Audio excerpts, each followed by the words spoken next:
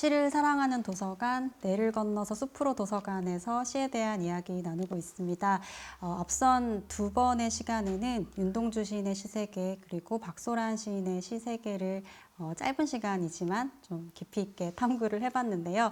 이어서 최근 어떤 시들이 읽히고 또 쓰이고 있는지 그 동향들을 함께 살펴보도록 하겠습니다. 아마 그 어떤 시를 읽으면 좋을까? 최근 시집들 중에서 어떤 시를 읽으면 좋을까 고민하시는 분들에게 굉장히 유용한 시간이 되지 않을까 싶은데요. 먼저 두 분께 요즘 이렇게 시들을 전반적으로 좀 어떻게 읽고 계신지 먼저 여쭤보고 싶은데요. 먼저 선생님 어떠세요? 네. 아까도 우리가 이제 한강 소설가 노벨문학상 얘기를 했지만 그 한강 소설가가 혹은 그 소설 작품이 왜 이제 새로운가 이제 그 말씀을 하시면서 어느 선생님이 그 낡은 것이라는 표현을 썼었고 또 한편으로 오히려 이제 한강 소설가는 아직 그게 미완이기 때문에 더 새롭고 더 풍부한 가능성이 있다라는 말씀을 하신 기억이 있습니다.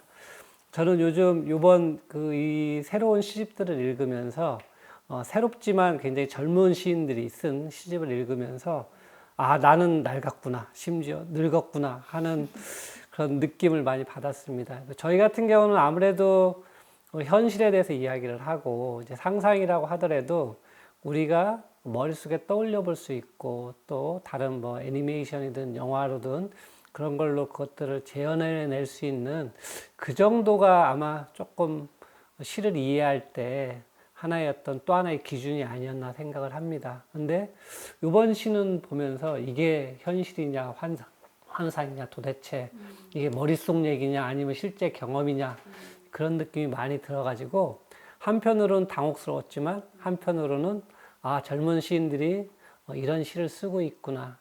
그렇다면 나는 여기서 어떤 것을 골라서 좋아해 볼까? 라는 어떤 그런 궁금증을 가지게 되었습니다.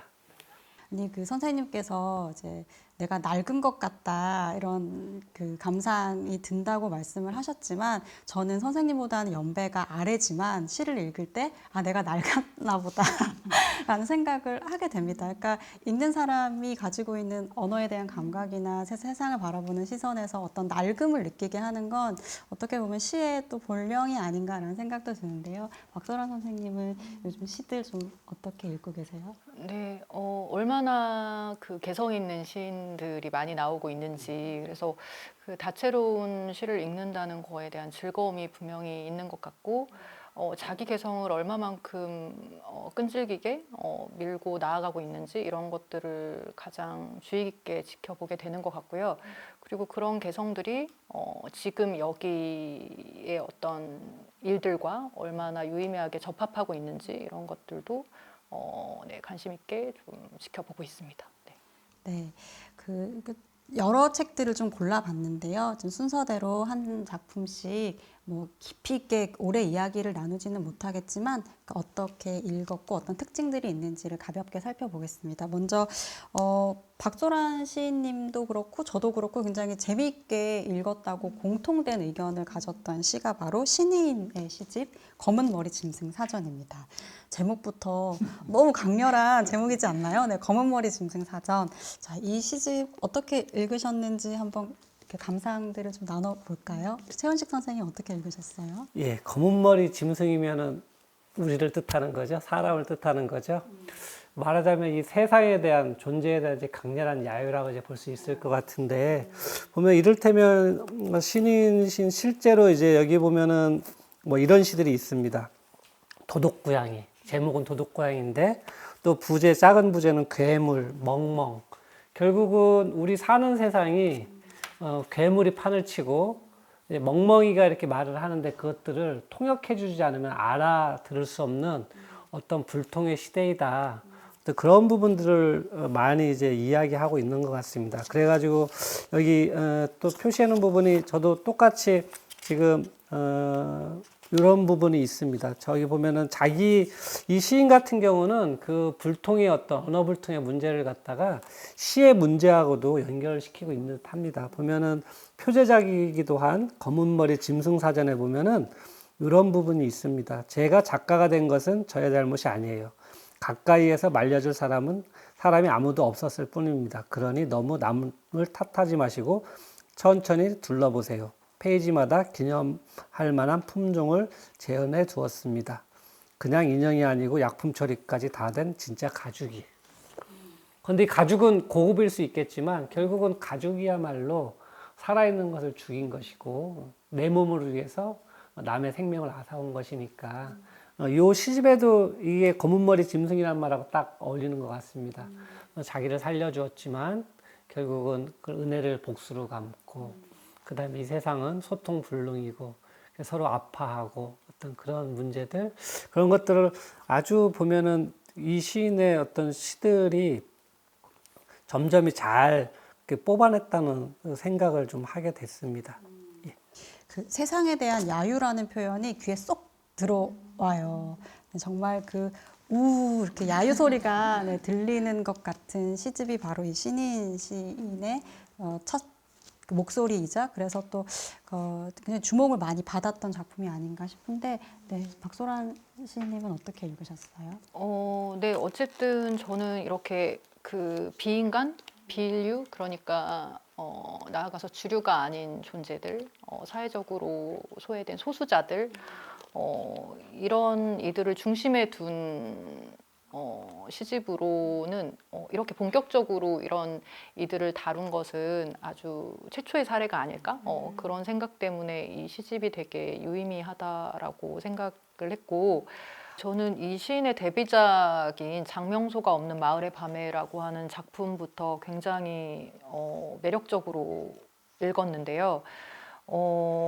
그 마지막 그러니까 이 작품 자체가 내용적으로 구조적으로 되게 탄탄한 작품이다 이런 인상이 있었고, 특히 마지막 연을 보면 불을 켜세요 외쳐보는 겁니다. 아, 이상해, 이렇게 끝날 때 약간의 어떤 전율과 이상한 설렘 같은 걸 느꼈던 것 같아요. 그러니까 되게 스스로에 대한 이상한 나에 대한 어떤 선언이기도 하면서 어쩌면 이중적으로 이 세계가 너무 이상하다라고 하는 것에 대한 어떤 질타가 분명히 있다고 생각이 됐고, 그래서 스스로를 요괴로 명명한 세계에 대한 이 사회에 대한, 그래서 굉장히 이 시가 어떤 전율을 느끼게 했던 작품으로 되게 기억에 남아 있습니다. 그래서 이 시집도 되게 기다렸다가 빨리 읽고 싶다라는 생각 때문에 기다렸다 읽었는데, 편편이 되게 다 어떤 에피소드들이 되게 재미있고, 그래서 재미있게 정말 읽은 시집입니다.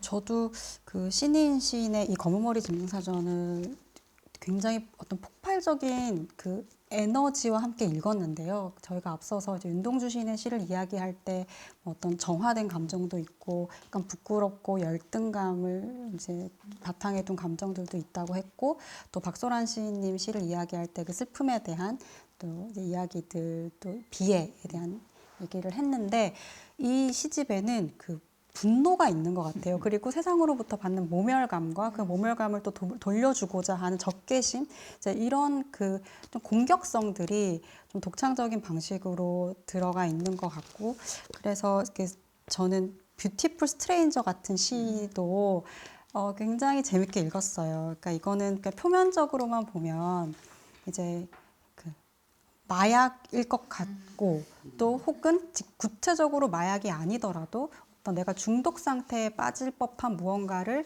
판매하는 그 이제 판매상에게 쓰는 편지인데요. 처음에는 이제 막 화가 나서 이야기를 하지만 나중에 또 고분고분하게 하고, 그러니까 그 분노와 그다음에 나를 이렇게 길들이게 만든 세상에 대한 분노와 함께 또 거기에 순종하게 되는 이런 좀 이질적인 목소리들이 동시에 공존하는 그런 표현법들이 굉장히 좀 그 에너지가 강하다, 그런 생각을 하면서 읽었던 것 같아요. 그래서 검은머리 짐승 사전이라는 이름에 너무나 부합하는 네, 시들인 것 같고, 또 자신이 쓰는 시마저 굉장히 상품화시키는 방식으로 네, 약간 자조적, 의도된 자조성을 표현한다는 것도 좀 이 신인 시인만이 가지고 있는 또 그 특징이 아닌가라는 생각이 듭니다. 네. 박혜림 선생님 말씀하셨지만 이번 6권의 시집을 읽으면서 특히 여성 시인들한테서 조금 아까 말씀드린 어떤 질병 혹은 이런 뭔가 도취 이제 그런 것들이 또 한편으로는 결국은 자기 탈출구를 이제 거기서 잡는 것 같은데, 때로는 그것들로 이제 자기를 드러내는 방식으로 말하자면 좋은 의미라고 볼 수도 있고 자칫하면 이제 그게 과잉되면 이제 나쁜 의미가 될 수도 있는데 그 자기 상품화라는 문제 그 부분들은 한 번 정도는 어쨌든 문예잡지의 평론이나 아니면은 다른 방식을 통해서 좀 검토되어도 괜찮겠다는 좀 생각을 좀 해봤습니다. 그 요즘 그 나르시스트라는 단어를 정말 많이 사용하잖아요. 근데 그 나르시스트가 사회화 됐을 때 가지고 있는 굉장히 어둠들이 있는 것 같아요. 네, 자기 도취, 나 중심 하지만 이게 또 사회 안에서 이제 사회화 됐을 때 생기는 어떤 내면적 공격성 같은 것들이 어떻게 시로 드러나고 있나 이런 이야기들을 생각하게 하는 시편이었던 것 같아요. 이어서 네. 빨리빨리 지금 우리를 기다리고 있는 시집들이 많기 때문에 다음은 조성래 시인의 천국어 사전이라는 시집인데 요 근래에 시 독자들을 즐겁게 하는 것 중에 하나는 정말 그 선택의 폭이 넓어졌다는 것이 아닐까 해요. 네, 시집이 출간되는 이제 출판사들도 많아지고 시의 라인업들도 굉장히 다양해졌는데 타이피스트라는 네, 신생 시 출판사, 네, 시집이 많이 나오는 출판사인 것 같았어요. 여기서 나온 비교적 근작입니다. 올해 출간된 조성래 시인의 천국어 사전. 네, 두 분은 어떻게 보셨을까요? 먼저 박소란 시인님부터. 네, 저도 되게 밀도 있는 시집으로 이 시집을 읽었고, 저는 일부의 시편들이 되게 감각적인 부분에서 되게 매력적이긴 했지만, 사실 2, 3부의 시편들이 훨씬 저는 좋았거든요. 그러니까 긴 시에서 막 그 발휘되는 어떤 그런 에너지들이 분명히 있는 것 같고, 그리고 이게 나를 둘러싼 어떤 그 환경이라고 할 만한 것들이 되게 핍진하게 그려지고, 그리고 그 속에서 그 과정에서 터져 나오는 어떤 독백들이 되게 농도가 짙구나. 거기서 오는 어떤 울림 같은 것들이 분명히 있는 시집이다. 이런 생각이 들었고, 네, 그랬습니다. 네. 제가 잘못된 짐작일 수도 있을 것 같은데 이분 보면은 2022년 문학사상으로 등단했다. 딱 요 한마디 적혀 있거든요. 근데 시의 내용으로 보건대 노동자가 아닐까라는 창원 지역에서 근무를 하는 뭐 만약에 틀린다면은 굉장히 이제 죄송한 말씀이지만 근데 시의 내용을 보면은 2020년대의 어떤 노동시라고 해도 좋을 정도로 자기가 이제 경험한 어떤 노동 현장들 아니면 가난한 삶의 체험 같은 것들을 굉장히 밀도 있게 아까도 말씀하셨는데 이렇게 그려낸 것 같습니다. 근데 한편으로는 예전에는 이제 노동시 하면은 현실에 대한 어떤 부정 혹은 이제 새로운 세계에 대한 어떤 열망들 그것을 위한 어떤 실천들 그런 것들이 이제 강조가 됐다면은 지금 이제 조성래 시인은 오히려 한 걸음 떨어져서 그것들을 아주 자기가 경험한 것들을 객관적으로 어떤 묘사한 어떤 측면들이 있고 또 한편으로는 이른바 이제 그러다 보니까 노동자가 뭐 신성화되거나 아니면은 이 노동이라는 것 자체가 우리가 이제 뭐 존중해야 될 거라든지 이제 그런 것보다는 또 그 안에서 이제 벌어지는 온갖 뭐랄까요 엉망진창인 어떤 일들이 굉장히 많이 드러나고 있는 것 같습니다. 그래서 보면은 이제 천국어 사전이라는 요 표제 시가 보면은 뭐라고 돼 있냐면 마지막 부분이 뭐 정류장 의자가 차가운 날 서 있다가 알았다. 고통은 늘 서 있다. 빈 버스는 전좌석이 외롭다. 이거 보면은 그쵸. 그 버스 빈 버스를 전좌석이 외롭다라고 하는 거는 이 세상이 텅 비어 있다 그러면은 뭐 존재 자체가 외로운 것이 아니라 세계가 이제 외롭다는 어떤 뜻이 될 테니까 여기서도 역시 아까 우리 그 검은머리 짐승사전에서 느낀 것과 조금 다른 조금 더 사회화가 훨씬 진행된 어떤 야유 그 다음에 이 세상을 향한 어떤 공격적인 어떤 비유 이제 그런 것들을 이야기로 이제 꾸며내는 어떤 솜씨들 그런 것들이 굉장히 오랜만에 즐겁게 시를 읽게 한 어떤 그런 느낌을 주었다고 이제 그 정리를 해봤습니다. 그러니까 이 조성래 시인의 시를 읽고 이 독자들이 남긴 글들을 좀 찾아봤는데요. 누군가는 기형도 시인을 떠올리기도 하고 저는 또 어떤 황지우의 어떤 면모들이 막 떠올리기도 했어요. 근데 좋은 시를 보면 자신이 봤었던 알고 있는 좋은 시들이 막 연상이 되잖아요. 그래서 조성래 시인도 뭔가 이렇게 독자들을 환기하는 힘 같은 것이 굉장히 강한 시를 쓰는 것 같고 그 채원식 선생님 말씀해 주신 것처럼 굉장히 현실적이고 그러니까 이제 픽진한 묘사들이 앞에 나오는데 어느 순간 더 이상 그 슬픔을 묘사하지 않고 슬픔을 객관화하는 장면으로 이렇게 딱 도약하는 지점들이 있는 것 같고 그 지점이 굉장히 매력적이라는 생각을 많이 했어요. 그리고 이제 어떤 자신이 했던 그 고통스러운 경험들에 대해서 내면에 자기 내부에 쌓여져 있던 그 언어들을 이제 천국어라는 방식으로 세상에 이제 내놓는다는 그런 개념이 이 시인이 생각하는 시가 아닌가라는 생각도 좀 해보면서 읽었던 것 같아요. 다음은 임유영 시인의 오믈렛이라는 제목의 시인데요. 이 시집은 우리 박소란 시인님이 특별히 재밌게 이제 봤다고 추천을 해주셨는데 제가 알기로는 출간되자마자 증세를 했다. 뭐 이런 그 뉴스를 접했던 기억이 나요. 네. 그 요즘 시 읽는 독자분들이 좋아할 만한 그런 속성이 요소가 좀 있는 시인가요? 아, 그러게요. 문학장 안팎에서 되게 사랑받은 시집, 사랑받고 있는 시집 같고, 저는 뭐 여러 뭐 요소가 있겠지만, 이 시집을 크게 내용적으로는 두 가지 키워드로 얘기할 수 있을 것 같은데, 정리를 할 수 있을 것 같은데, 여성이라고 하는 키워드와 죽음이라고 하는 키워드를 가지고 정리할 수 있지 않을까, 투박하게나마. 근데 저는 특히 그 죽음이라고 하는 그 테마가 참 흥미로웠는데 이 시집 속에 있는 화자들이 끊임없이 어떤 죽음을 시뮬레이션 하더라고요. 그러니까 계속해서 어떤 죽는 연습을 하는데 스스로 택한 죽음으로의 연습 같은 것들을 계속 하고 있다라고 하는 것. 왜 이렇게 반복적으로 시뮬레이션 하지? 라고 하는 질문을 던졌을 때는 어쩌면 앞서 말씀드린 여성이라고 하는 키워드와도 맞물려 있을 수 있겠다라는 생각이 들었고, 선물가게라는 시에는 이런 구절이 나오거든요. 죽임당한 여자 대신 죽음을 선택한 여자로 보이길 바란다. 이런 구절이 나오는데 이런 구절이 되게 인상적이었고, 그래서 이러한 그 죽음이라고 하는 기미를 계속해서 어떤 이야기성이 강한 시편들 속에 계속 이렇게 깔아두고 있는데 그 점이 되게 은밀히 드러나는 그 점이 되게 매력적으로 읽혔던 것 같고, 이 산문적인 형태가 그 시집 속 시들에서 되게 도드라지거든요. 그래서 이야기성도 되게 강하고, 근데 이것들이 시적으로 대체 어떻게 도약하는 거지? 그러니까 이게 왜 시가 되는 거지? 산문이 아니라 왜 시가 되는 거지? 이런 것들을 주의 깊게 살피면서 읽는 재미 같은 것들이 분명히 있는 것 같아요. 네. 네, 이제 소란 시인님께서 이 작품을 시로 만들어주는 건 뭘까라는 질문을 이제 하게 하는 작품이라고 말씀을 하셨는데 최원식 선생님께서는 그런 부분들을 어떻게 느끼시면서 읽었을까 궁금해요. 네. 제가 표시해 놓은 시가 보니까 인테리어하고 이제 꿈 이야기 이렇게 표시를 간지를 해놨네요.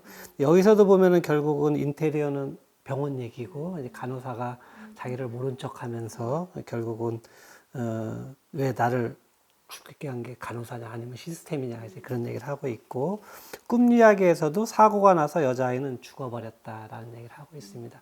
어떻게 보면 이제 죽음 과잉의 어떤 시집이라고도 볼 수 있을 것 같은데, 그렇다면은 문제는 이제 죽음 과잉이라도 괜찮은데 그것을 일종의 뭐랄까 패배주의 혹은 감상 같은 이른바 우리가 이제 옛날에 들었던 병적 낭만주의 하는 그런 수사, 그런 것들로 빠져들지 않는 이유는 뭘까? 이제 그 생각을 해봤습니다. 아까 우리가 이제 이야기에서 상품화에 대한 얘기를 잠깐 나눴었는데, 여성성이라는 것들을 한편으로 자기를 개성적으로 표현하면서도 그것들 누구나 다 읽게 하는 어떤 긍정적인 의미에서 어떤 상품화, 그런 얘기를 한 적이 있었던 것 같은데, 이 시인한테는 바로 그런 여유와 혹은 시선, 태도가 있는 것 같아요. 꿈 이야기 마지막 부분에 보면 어쨌거나 나는 붓을 들어 이 이야기를 종이에 옮겨 적었고 사람들이 잘 볼 수 있는 벽에 붙여두었다. 후에 그것을 마음에 들어하는 사람이 있어 적당한 값을 받고 팔았다. 결국 이게 시집 얘기거든요. 혹은 자기의 존재 얘기고 이 시집에 자기의 존재가 담겨 있으니까. 근데 이때 팔았다가 아까 얘기한 것처럼 우리가 부정적인 의미에서 상품화일까요? 아니겠죠. 자기를 드러내는 방식, 자기가 남들한테 대화를 건네는 방식, 나는 죽음을 이렇게 생각하고 이렇게 표현했어. 그러면 너희들은 어때? 하는 어떤 격려로 들리기도 하고 그런 느낌입니다. 그만큼 자기 자신의 내면을 갖다가 이 말이 그 시인한테는 뭐 도움이 될 말인지 모르겠지만 장악하고 있다. 그것들을 아주 당당하게 이렇게 펼쳐낼 줄 아는 어떤 용기와 또 지혜를 가지고 있다라는 느낌이 들었습니다. 그 시집이 이렇게 제목도 오믈렛이고 그 색깔도 너무 이제 상큼하고 그래서 이렇게 딱 떠올렸을 때 이미지는 아주 가볍고 상큼하고 뭐 이런 네, 멜론 같은 네, 달달한 느낌을 이제 가지실 수 있을 것 같은데 그와 대척 지점에서 이제 서 있는 시들이 좀 있었던 것 같아요. 그 박소란 시인님이 죽음과 여성이라는 이야기를 하셨는데 그러니까 죽음 이후에도 삶이 있는 것 같더라고요. 근데 우리가 많은 이제 미디어에서 접하는 죽음들 중에서는 죽음으로 끝나는 죽음들이 굉장히 많은데 이 시들을 읽으면서 거기에서부터 어떤 이야기들을 다시 써나간다는 것이 독자들에게 특히 그 여성과 죽음이라는 키워드에서 어떤 한계를 느끼는 뭔가 더 이야기하지 않는 공백에 대해서 한계를 느끼는 독자들에게 좀 지지를 받는 부분도 있지 않나 하는 생각이 들었어요. 읽는 사람들한테 어떤 대리 만족을 주는 지점들이 있는 것 같아요. 이번에는 조금 좀 유머러스한 시도 있어서 그 시에 대한 얘기도 나눠보면 어떨까 싶은데 네, 임지은 시인의 이 시는 누워있고 일어날 생각을 안 한다. 라는 시집입니다. 제목부터 너무 그냥 누워있고 싶은 네, 시인데요. 이거 좀 재밌게 읽으셨는지 어떻게 읽으셨는지 궁금한데요. 네. 이 제목 출판사에서 정한 걸까요? 아니면 시인이 정한 걸까요? 이제 보면서 시인이랑 같이 정했을 것 같고 왠지 그러니까 두 주체가 다 너무 좋아했을 것 같은 제목이에요. 네. 여기 보면은 이분은 말이 뒤집는데 아주 그 역설이나 아이러니란 말로 표현하기 힘든 어떤 그런 묘한 재주, 지혜가 있는 것 같아요. 뭐 병원에 갔어요 했는데 가끔 우리가 이런 황당한 생각 해보지 않습니까? 병원에 갔는데 내 담당 의사, 주치의가 병원에 갔대네? 이거 뭔 일이야? 의사는 자기 병 관리를 못하나? 건강 관리를 못하나? 사실은 아이들 같은 경우는 아마 의사들은 절대로 안 아플 거야. 선생님이 뭐 어디 화장실에도 안 가듯이 생각하듯이 그런 것 같은데 여긴 거꾸로 해서 결국은 자기가 거꾸로 의사를 걱정하는 그쵸 전도시키는 거죠. 또 그런 어떤 부분도 있고 더 이제 재밌었던 거는 우리가 잘 아는 동화 이상한 나라의 앨리스. 근데 그걸 바꿔가지고 앨리스 나라의 이상함. 그러니까 제목도 아까 말했지만 이 시는 누워있고 일어날 생각을 안 한다. 이거 우리가 흔히 생각할 수 있는 어떤 상식이나 일반적으로 느끼는 것 같은 것들을 뒤집어 버리거든요. 그래서 그런 의미에서 보면은 아까 우리가 흥미롭다, 이제 재밌다라는 얘기를 했는데, 근데 이 안에는 분명히 그거는 어떤 모든 것들을 보편적인 걸로 이제 고정시켜 버리는 어떤 우리들의 어떤 말버릇 혹은 어떤 행동 같은 것들을 뒤집는다는 의미에서 굉장히 블랙 유머적인 어떤 성격이 강하다는 느낌을 굉장히 많이 받았습니다. 이제 그래서 그런 부분이 이제 재미있습니다. 여기 보면 이런 대목들 이를테면 앨리스 나라의 이상함인데 말리는 데에는 빨랫줄에 매달려 흔들리는 것만큼 효과적인 것도 없지만 요즘엔 베란다 확장이다 건조기다 해서 빨랫줄 같은 건 구시대의 유물이 되어버렸고 실제로 그렇죠. 빨랫줄을 볼 수가 없습니다. 그렇죠. 우리는 기껏해야 거기 아파트 거기 베란다에 놓여 있는 하늘에 매달린 그거 뭐라고 해야 되나? 그것도 빨랫대라고 해야 되나요? 아니면 집안에 넣는 간이 그죠 건조대 이제 그런 것들만 이제 경험할 수가 있으니까 마르는 과정을 볼 수도 없죠. 그렇죠. 요즘은 네. 심지어는 네. 건조기가 네. 그 저는 이 임지은 시인의 시집을 읽으면 약간 말 안 듣는 그 한 미운 7살 남자의 어떤 소녀 장난치고 싶어하는 그런 이미지, 그 말 막 뒤집어서 얘기하고 거꾸로 얘기하고 그 원인과 결과가 막 맞지 않고 이런 것에서 좀 그런 이미지들을 좀 떠올렸는데, 근데 이제 이 시는 누워 있고 일어날 생각을 안 한다에서도 어떤 피곤함이 느껴지잖아요. 근데 그 똑바로 있는 그 세상에 대한 피로함이 극단적으로 이르렀을 때 다 그걸 그냥 벗어버리는, 네, 그 똑바로 된 것, 바른 것, 올바른 것을 다 벗어버리는 그런 약간은 반항적인 태도, 그러니까 막 누워서 그냥 온 그 사지를 다 비비는 그런 태도들도 좀 읽혔어요. 그래서 특히 기본값 같은 시는 이렇게 너무 다 열심히 해서 열심히 하는 게 기본값이 된 시대에서 살아가는 어떤 사람들의 피로도, 네, 그래서 그만하고 싶은, 그쪽으로는 더 이상 하고 싶지 않은 그런 이제 그 역방향에서 오는 또 기법이 아닐까 그런 생각들도 좀 했는데요. 소란 씨님은 어떻게 읽으셨어요?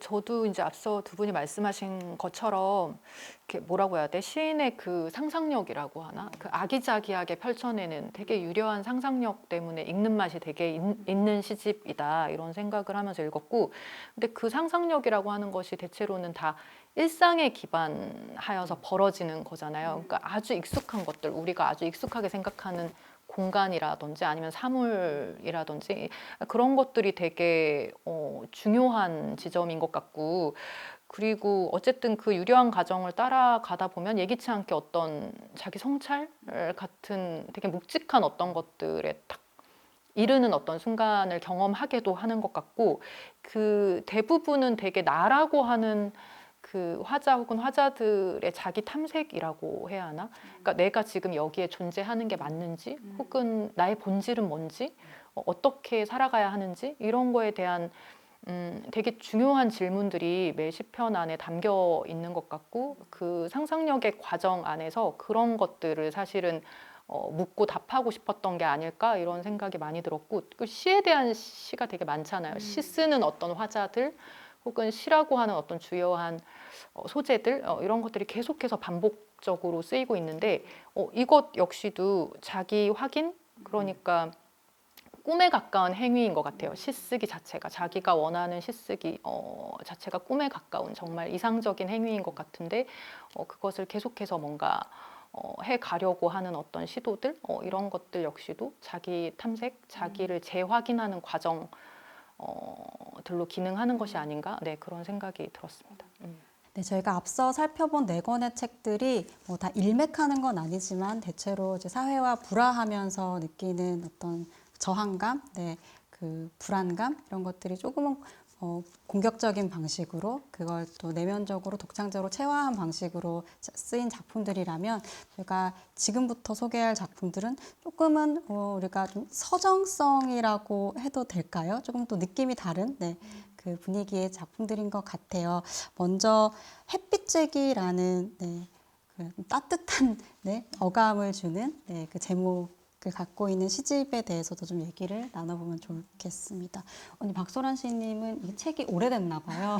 네, 표지가 두 분이 가지고 있는 책의, 네, 그 표지 상태가 굉장히 다른데, 네, 이 책을 추천을 해주시기도 했는데 어떤 점에서 좀 흥미롭게 보셨을까요? 되게 저는 주제의식이 돋보이는 시집이라고 생각을 했고, 이 시인이 가진 어떤 선한 의지라고 할까요? 그런 거를 가지고 계속 나로부터 너로, 우리로 이렇게 밀고 나가는, 그렇게 나아가는 지점이 되게 유의미한 시집이 아닌가라고 생각을 했고, 그러니까 토르소처럼 정말 어쩌면 실패작이라고도 할 수 있는 그 불완전한 어떤 존재로서의 실패작이라고 할 수 있는 내가 또 다른 실패작인 너를 향해서 어떤 빛을, 손을 내미는 어떤 그러한 과정들이 계속해서 반복적으로 등장을 하고 있고, 어쨌든 이 세계 속에서 그러므로 우리는 모두 다 연결되어 있다라고 하는 일종의 어떤 동시 감각, 그런 것들을 계속해서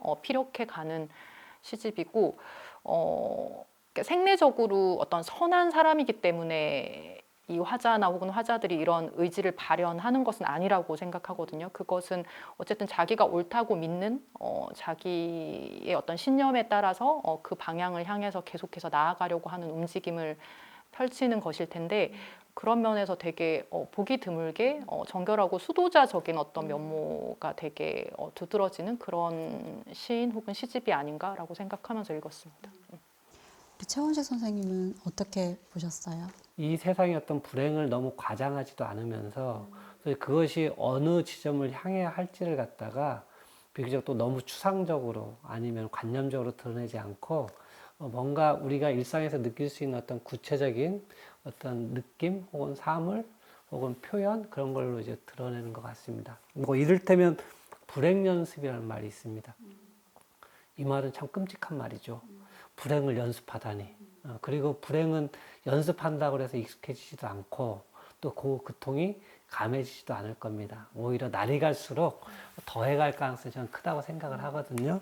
근데 그래서 처음에는 그 불행 연습을 읽으면서 얼마나 이 세상에 대해서 이런 할 말이 많고 또 고통의 비명을 지르고 싶은 걸까 그렇게 짐작을 하면서 읽어나가기 시작했는데 내가 그 불행을 이겨나가는 것이 아니라 그 불행을 겪고 있는 너를 통해서 혹은 또 너와 하나가 됨으로써 결국은 그걸 나눠 가진다는 의미도 좋겠고 아니면은 나눈다는 의미는 좀 오히려 그런 것 같아요. 같이 그거를 같이 흡수하기도 하고 또 떨쳐버리고 하기도 하고 즉 타자를 이제 지향함으로써 이런 불행을 이겨나간다고 하는 어떤 그분들이 아까 이제 수도사라는 말씀을 하셨는데 그런 어떤 이미지 또 비유하고 딱 맞아 떨어지는 것 같습니다.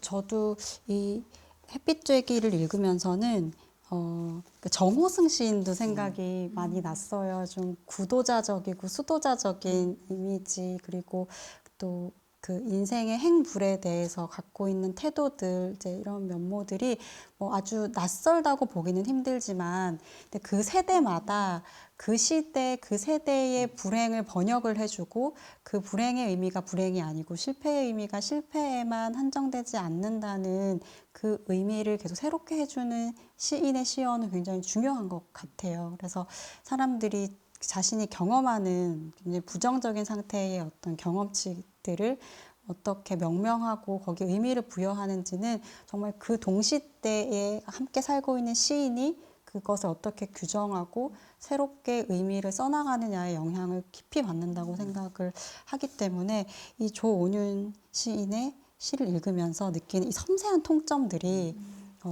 그 같은 동시대를 살아가고 있는 독자로서는 굉장히 중요한 어떤 그 조성래 시인의 표현으로 하자면 천국어 사전이고 네, 인생 사전을 보는 것 같은 느낌이 들었습니다. 그 이어서 첫 시집은 아니지만 네, 근래에 또 주목받고 있는 시집입니다. 바로 윤은성 시인의 주소를 쥐고 라는 시집인데요. 거의 손에 꼽힐 정도로 제목이 좀 매력적인 것 같아요. 이 시집 이번에도 박소란 선생님이 먼저 좀 소개를 해주시겠어요? 네, 최근에 두 번째 시집을 내신 걸로 알고 있는데 일단 이 시집에서 가장 돋보이는 지점은 말의 어떤 개성적인 운용 같은 것일 거라고 생각해요. 되게 중간중간 관념적인 표현이 물론 두드러지기는 하지만 되게 우리가 흔히 쓰는 어떤 수사나 그런 어떤 표현들은 극도로 사실은 자제되어서 거의가 이런 표현을 너무 참신하다 하는 어떤 표현들이 정말 많았고 그래서 되게 익숙한 풍경이나 사건들임에도 불구하고 되게 낯설게 낯선 질감으로 보여지는 지점이 있었던 것 같은데 사실 그것만으로 이 시집을 보자라고 하면 사실 그렇게 큰 매력을 못 느꼈을 것 같아요. 근데 이 시집의 화자 혹은 화자들이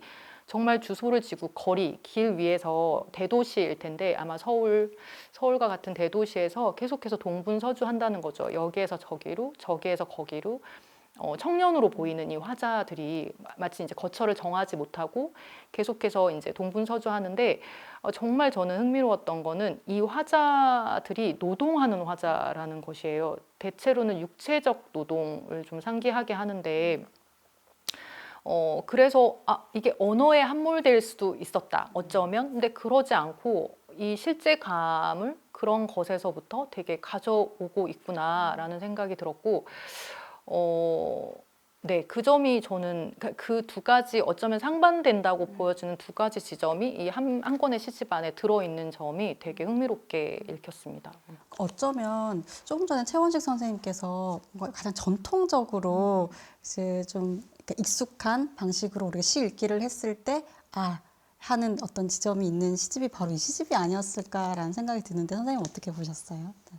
일단 조금 아까 이제 여기저기 찾은다고 얘기를 했는데 저는 읽으면서 이 시인한테 주소는 지어졌지만 영원히 혹은 지금까지는 그것들 찾지 못하겠구나 하는 어떤 그런 아픔 같은 것들이 좀 많이 느껴졌습니다. 이제 그 시 세 편을 예를 들어서 이제 그 서사를 꿰매어 보면은 뭐 이를테면은 해와 파열, 이것도 재밌는데 해자에다가는 이제 푼다라는 한자를 이제 붙여놨고 이제 그 부분이 뭐라고 됐냐면 돌아오며 적는다.